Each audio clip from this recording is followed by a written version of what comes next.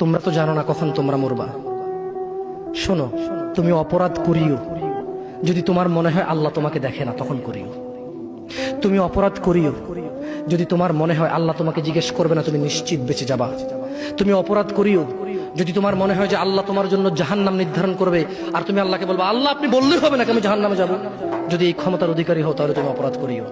তোমাকে বলি, মহিলা, মা, বোন, চাচা, চাচি, নামাজ ছাড়া মানুষ মুসলমান থাকে না। ওয়াল্লাহি আমি বলছি না কোথায় বাঁধবেন, তর্ক পরে। আমি বলছি আপনি নামাজটা স্টার্ট করেন। আমি বলছি না যে তারা ওই 20 রাকাত পড়বেন না 8 রাকাত পড়বেন। আমি বলছি যে আপনি পড়েন, 2 রাকাত হইলেও পড়েন। আমি বলছি যে আপনি ঈশার নামাজ 15 রাকাত দরকার নেই, আপনি শুধু 4 পড়েন। আমি কি বলছি সুন্নত বাদ দিতে? আমি বলছি যে তুমি পড়ছো না, শোনো, ভয় পেও না, ঈশার নামাজ 15 রাকাত তোমার উপরে ফরজ নয়। আমি তোমাকে না করছি না 15 রাকাত পড়তে।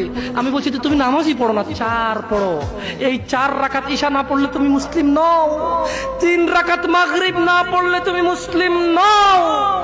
4 রাকাত আসর না পড়লে তুমি মুসলিম নও।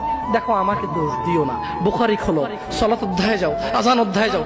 আল্লাহর নবী বলেছে তারা ওরা কাফির, ওরা মুশরিক, ওদের আর আমি মুহাম্মদুর রাসূলুল্লাহ সাল্লাল্লাহু আলাইহি ওয়াসাল্লামের উম্মতের মধ্যে পার্থক্য হচ্ছে নামাজ।